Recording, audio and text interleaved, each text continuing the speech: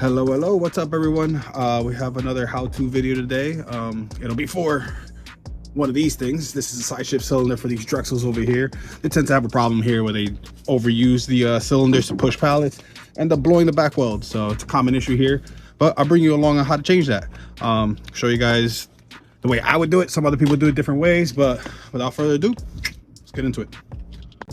All right. First things first, you're gonna take this mask, put it about halfway in here. That way you can access on both sides. You can access the head of the cylinder with the chains and all that. You can also access the back where it's bolted onto the body of the actual truck and also all the hoses. And then you're actually gonna wanna take off this little rubber mat right here and take off this plate. I'll probably speed through that. Don't need to show you guys, it's just these two bolts and then pull it right out. All right, so as you can see, with movie magic, I was able to show you guys how this comes off. It's just two 17mm heads. And then you can get access to everything in here, whether it be the hoses, the head, or this is the head of the other cylinder. This is not the one we're changing, but the hoses of this one. Also, there's a 10mm screw back there that you can either get from either side. This is the issue that I was here yesterday. I diagnosed it that we needed one of these cylinders. They didn't have any parts in our little parts cabinet that we have here. But as you can see, the moisture on the end of this, basically these welds give out from pushing things that it's not supposed to. These are considered lift trucks. They're not push trucks. So you're supposed to lift the pallets, move it out the way, but what they do is they'll stack one or two pallets next to each other, use it, and then push it to the side. That's not meant to hold all that pressure, and it ends up blowing the back welds. So the next step would be to actually undo this hose and this hose, as well as a 10mm bolt that's back here that holds this pin in place, keeping it from spinning. So we'll do that next. All right, so with these two hoses disconnected, again, sorry for the shaky hands, I'm doing it with the one hand, but after you disconnect these hoses, I generally like to put a zip tie on one of them so I know which one is which. I have this video to go back to, but those of you guys that don't have videos or not taking pictures, just label them so that way you don't crisscross them. But the 10mm bolt is out, that way this pin is free. Now if I want to, I could just push this through. Might take me a little bit of work. See, now the pin is out and it's completely disconnected from the body of the truck. The next trick I like to do is take my 3/4 wrench, loosen this up so I can take this fitting out. Because without this fitting actually has to go onto the new one anyway, so it has to come off regardless. But if you leave it on, it tends to get caught up inside of here, right around there, not allowing you to pull it straight out. So what I'll do is I'll take all this off, disconnect this, put it to the side. I generally put it over there. And then now you're gonna make your way over to the other side. Actually, I know I said I gotta go to the other side, but I forgot. You gotta take off this, if you can see in there, there's two nuts here that hold the chain onto the actual mast itself. So you're gonna wanna back those out completely so that way you can pull the chain out. It's usually a 19mm, back out both of them. That way the chain is free. We'll do that next. All right, now that you're on this side, you're gonna pull the chain out of its hole. It looks like somebody cross-threaded it when they installed it. Luckily, I actually have an extra one of these. So next thing you wanna do is actually get rid of this little cotter pin here, open it up, pull it out, slide this entire pin out so that way this separates from the chain and the chain can get pushed through the actual head of the cylinder. All right, so now with the chain pulled through, now it's loose off to the side. This part is still, the bottom part is still connected to the truck. Everything is disconnected. You can actually just take this cylinder and slide it out. You're just gonna have to shimmy it to get it through there. As you can see, there's a couple obstacles, but all you gotta do is lift it up and slide it out. Sorry, I forgot one step. With all this disconnected, you're actually gonna want to shift it in that direction. That way you free up all this space. So that is the next step. Okay, much better. Now you have more space. So what you're gonna do is you're gonna lift, kind of like shimmy it out, and there you go. Oh, it's already broken anyway, so it doesn't matter. But this is the cylinder. You're gonna take this, you're gonna remove the head from the cylinder and place it onto the new one. All right, so what you're gonna do is you're gonna take your 17mm socket, put it on one end. You're gonna take your 8mm hex head, you're gonna put it on the other, and you're just gonna separate this right here. This is basically a securing screw that squeezes this down onto the screw. Once you take this off, you unscrew this off. All right, after the head is off, you're gonna wanna take off your last fitting, which is this one right over here. It's the same thing like this one. It's a 3/4 to loosen this nut up. Then all you do is twist it off. Once you twist this off, you can transfer this over to the new cylinder. You're gonna take off the caps they have. Then I generally like to take the caps off the new cylinder, put it on these, since I take these back to our shop and we rebuild them. So what I'll do is I'll take this off, swap the caps, swap the fittings, put this on the new one, Doesn't really matter which one is which. They're both the same exact fitting, same exact angle, and same exact fitting, so it can go either or. I generally like to keep it the same. I don't know why. I guess it's just a me thing, but that's what I'm gonna do next. All right, so we got our 2 cylinders side to side. This is the old one that's still out, and there's still some hydraulic fluid in here. This one is the brand new one. For you guys, it was like less than half a second.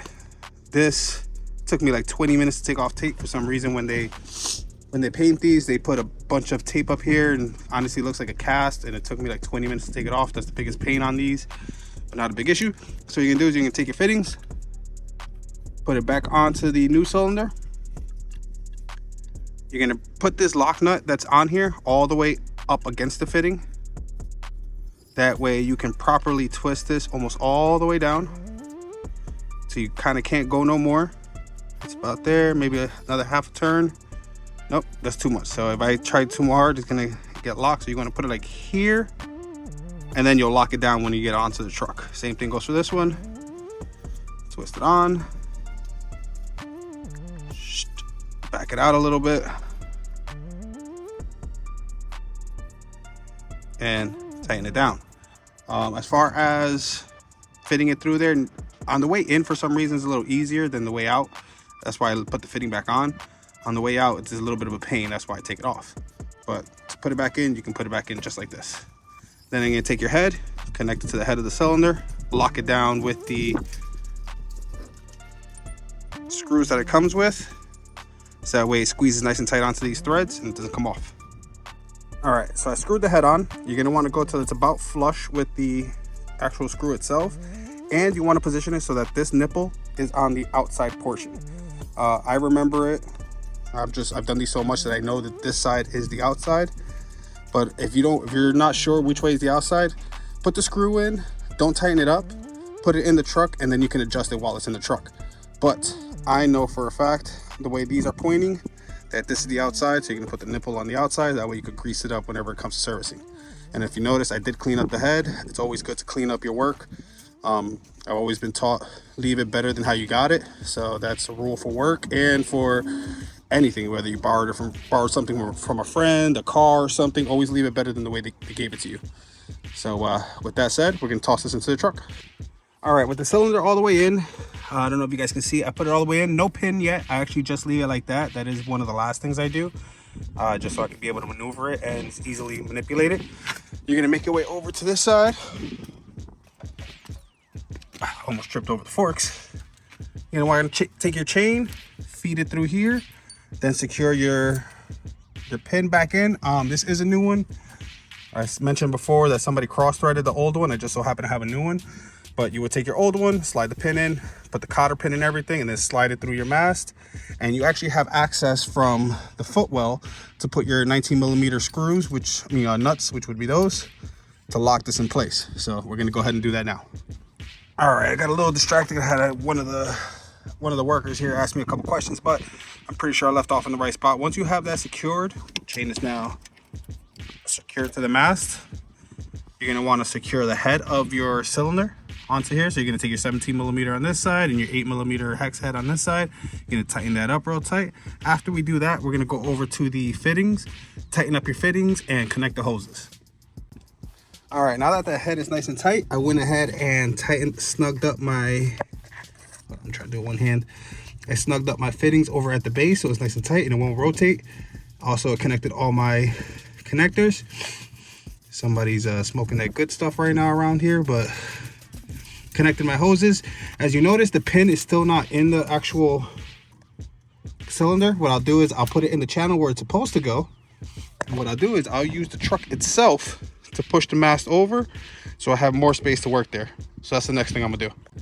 All right, now that I have the mast moved over, I actually back it up just a little bit, like 1/2 inch max, just so I can relieve the pressure on the actual cylinder itself, so that way it's easy for me to lift and move. As of right now, I didn't move it back enough, so I'm gonna have to do that again. Here, take some of the pressure off of the actual cylinder itself.